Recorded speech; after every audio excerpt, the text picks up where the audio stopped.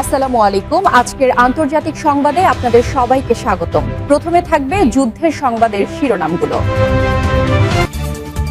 আবারও শুরু হচ্ছে যুদ্ধের দামামা। এবার যুদ্ধ আরও ভয়ঙ্কর হবে। যুক্তরাষ্ট্র ইরানের যুদ্ধবিরতি শেষ, আর কোনো চুক্তি হয়নি। এবার কি আসলেই তৃতীয় বিশ্বযুদ্ধে জড়িয়ে পড়বে বিশ্ব? চলুন আজকের এই ভিডিওতে দেখে আসি।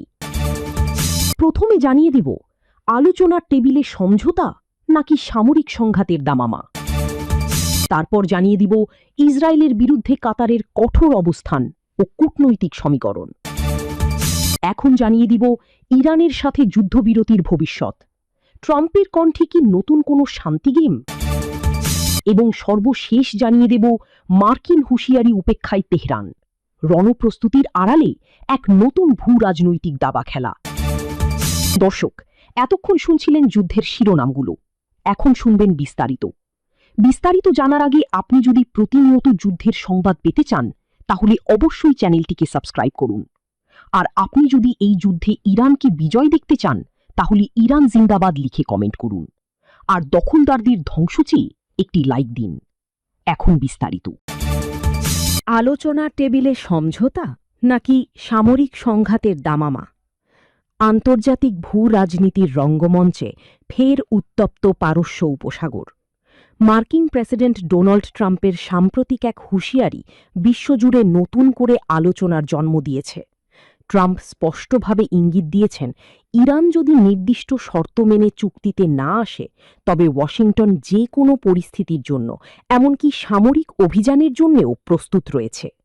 এই বার্তা কেবল একটি কূটনৈতিক হুমকি নয়, বরং এটি দীর্ঘস্থায়ী ইরান মার্কিন টানাপোড়েনের এক নতুন এবং চূড়ান্ত অধ্যায়। ডোনাল্ড ট্রাম্পের পররাষ্ট্রনীতির মূল মন্ত্রই হল ডিল বা চুক্তিতে পৌঁছানো।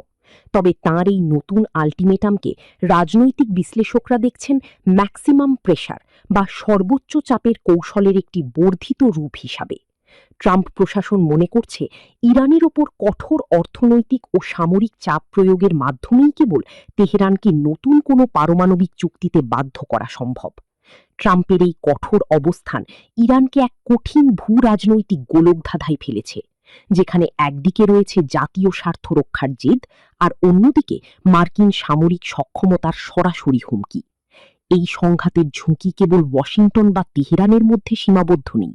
বিশ্লেষকদের মতে, মধ্যপ্রাচ্যের বর্তমান যে সামরিক ভারসাম্য, সেখানে মার্কিন বাহিনীর কোনো ধরনের আক্রমণাত্মক পদক্ষেপ বৈশ্বিক জ্বালানি সরবরাহে ধস নামাতে পারে। হরমুজ প্রণালীর মতো স্পর্শকাতর জলপথ, যা বিশ্বের ইসরায়েলের বিরুদ্ধে কাতারের কঠোর অবস্থান ও কূটনৈতিক সমীকরণ।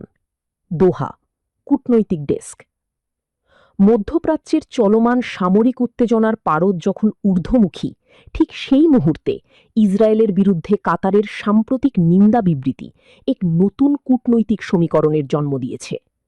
চলমান ইরান ইসরায়েল ও মার্কিন সংঘাতের আবহে দোহার এই কঠোর অবস্থান কেবল প্রথাগত রাজনৈতিক বিবৃতি নয়, বরং এটি আঞ্চলিক স্থিতিশীলতা রক্ষার ক্ষেত্রে কাতারের একটি কৌশলী ও সাহসী পদক্ষেপ হিসেবে দেখছেন বিশ্লেষকরা।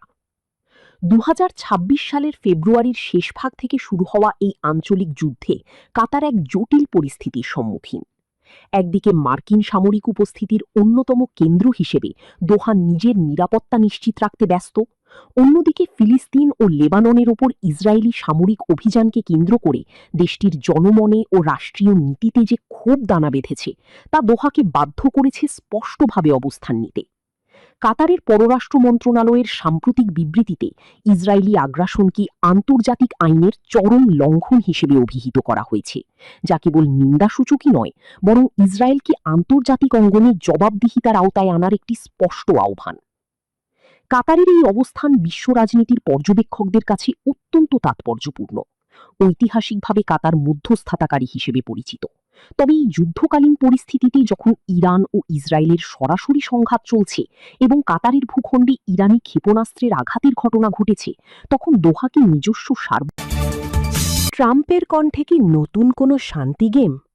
বিশ্ব রাজনীতির উত্তপ্ত কেন্দ্রবিন্দুতে এখন একটাই প্রশ্ন, ইরানের সঙ্গে চলমান যুদ্ধবিরতির মেয়াদ কি শেষ পর্যন্ত বাড়ল?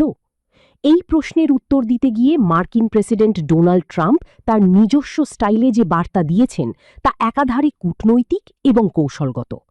ওয়াশিংটনের ওভাল অফিস থেকে ট্রাম্প স্পষ্ট করেছেন, যুদ্ধবিরতির মেয়াদ বাড়ানো বা কমানোর বিষয়টি কেবল একটি তারিখের ওপর নির্ভর করছে না, বরং এটি তেহরানের পরবর্তী প্রতিটি পদক্ষেপের ওপর একটি নিবিড় পর্যবেক্ষণের অংশ।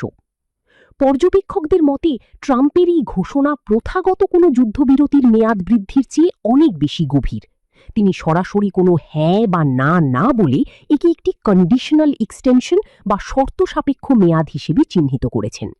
ট্রাম্পের মূল লক্ষ্য হল ইরানকে আলোচনার টেবিলে চাপে রাখা এবং একই সাথে পেন্টাগনের হাতে পর্যাপ্ত সময় রাখা, যাতে মধ্যপ্রাচ্যের সামরিক ভারসাম্য যুক্তরাষ্ট্রের অনুকূলে থাকে। ট্রাম্পের ভাষায় যুদ্ধবিরতি কেবল একটি শব্দ নয়, এটি একটি সুযোগ, আর এই সুযোগের সদ্ব্যবহার না করলে ফলাফল হবে বিধ্বংসী। এই ঘোষণার পরপরই তেহরান কোনো তাৎক্ষণিক প্রতিক্রিয়া না জানালেও কূটনৈতিক সূত্রগুলো বলছে ইরান এই যুদ্ধবিরতিকে কেবল সামরিক বিরতি হিসেবেই দেখছে না, বরং এটিকে দেখছে মার্কিন অভ্যন্তরীণ রাজনীতির চাপের প্রতিফলন হিসেবে। ট্রাম্পের এই অনিশ্চিত অবস্থা বিশ্ববাজারে তেলের মূল্যে অস্থিরতা তৈরি করেছে। হরমুজ প্রণালীর নিরাপত্তা নিয়ে বৈশ্বিক উদ্বেগের মাঝেই ট্রাম্পের এই বার্তা সংকেত দিচ্ছে যে যদি ইরান কোনো ধরনের প্রক্সি হামলায় জড়ায়, তবে এই যুদ্ধবিরতি মুহূর্তেই ভেঙে চুরমার হয়ে যেতে পারে। আন্তর্জাতিক সম্পর্ক বিষয়ক বিশ্লেষকরা মনে করছেন, ট্রাম্প প্রশাসন এই যুদ্ধবিরতিকে ব্যবহার করছে একটি স্ট্র্যাটেজিক পজ বা কৌশলগত বিরতি হিসেবে। একদিকে তারা ইরানের ওপর অর্থনৈতিক নিষেধাজ্ঞা ও সামরিক নজরদারি অব্যাহত রেখেছে, অন্যদিকে যুদ্ধবিরতির টুপ দিয়ে একটি বৃহত্তর ডিলের সম্ভাবনা জিইয়ে রেখেছে। ট্রাম্পের এই ভারসাম্য রক্ষার নীতি কি শান্তি আনবে, নাকি এটি কেবল বড় কোনো সংঘাতের আগে শান্ত সমুদ্রের পূর্বাভাস? শেষ পর্যন্ত ট্রাম্পের এই সিদ্ধান্ত একটি নতুন রাজনৈতিক ধারার ইঙ্গিত দিচ্ছে। এখন দেখার বিষয়, ইরান এই শর্ত সাপেক্ষ মেয়াদ মেনে নিয়ে কূটনৈতিক পথে হাঁটে, নাকি যুদ্ধের দামামা ফের উত্তপ্ত করে তোলে পারস্য উপসাগরের আকাশ। আপাতত বিশ্ব তাকিয়ে আছে ট্রাম্পের পরবর্তী মুভ বা পদক্ষেপের দিকে। রণপ্রস্তুতির আড়ালে এক নতুন ভূ রাজনৈতিক দাবা খেলা। বিশ্বের মনোযোগ এখন মধ্যপ্রাচ্যের দিকে। ওয়াশিংটন থেকে একের পর এক সামরিক হুঁশিয়ারি এলেও তেহরানের অবস্থান এখন সম্পূর্ণ বিপরীত। মার্কিন প্রেসিডেন্ট ডোনাল্ড ট্রাম্পের সাম্প্রতিক কঠোর সতর্কবার্তা উপেক্ষা করে ইরান যে রণপ্রস্তুতি শুরু করেছে তা কেবল একটি সামরিক পদক্ষেপ নয়, বরং এটি ভূ রাজনীতির এক নতুন প্যারাডাইম শিফট বা আমূল পরিবর্তন। বিশ্লেষকদের মতে ইরান এখন আর কেবল পাল্টা প্রতিক্রিয়ার উপর নির্ভর করছে না, বরং তারা এক দীর্ঘমেয়াদী সংঘাতের জন্য নিজেদের প্রস্তুত করছে।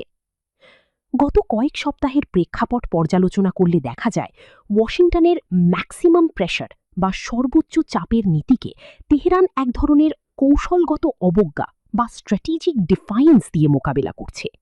তেহরানের সামরিক নীতি নির্ধারকরা বিষয়টি পরিষ্কার করে দিয়েছেন, ইরান কোনো যুদ্ধ উস্কে দিচ্ছে না, কিন্তু আত্মরক্ষার খাতিরে যে কোনো পরিস্থিতির মোকাবিলায় তারা পুরোপুরি প্রস্তুত। ভূগর্ভস্থ ক্ষেপণাস্ত্র ঘাঁটিগুলোর সাম্প্রতিক তৎপরতা এবং আকাশ প্রতিরক্ষা ব্যবস্থার নিবিড় মহড়া এটি প্রমাণ করে যে ইরান কেবল কূটনৈতিক আলোচনার টেবিলে সীমাবদ্ধ নেই। ইরানের এই রণপ্রস্তুতির সবচেয়ে বড় বৈশিষ্ট্য হল তাদের অপ্রতিসম প্রতিরক্ষা কৌশল বা এসিমেট্রিক ডিফেন্স স্ট্র্যাটেজি। তারা সরাসরি মার্কিন সামরিক শক্তির মুখোমুখি হওয়ার চেয়ে এমন এক ধরনের যুদ্ধনীতি তৈরি করেছে যা যুক্তরাষ্ট্রের প্রচলিত সামরিক শ্রেষ্ঠত্বকে চ্যালেঞ্জ করতে সক্ষম। সাইবার নিরাপত্তা থেকে শুরু করে প্রক্সি নেটওয়ার্কের সক্রিয়তা, ইরান এখন এমন এক জাল বিছিয়ে রেখেছে যা বড় কোনো সামরিক হামলাকে অত্যন্ত ব্যয়বহুল করে তুলতে পারে। এটি ট্রাম্প প্রশাসনের জন্য মূল উদ্বেগের কারণ। ইরান বুঝে গেছে, সরাসরি যুদ্ধের চেয়ে মার্কিন বাহিনীকে একটি দীর্ঘস্থায়ী ও অনিশ্চিত সামরিক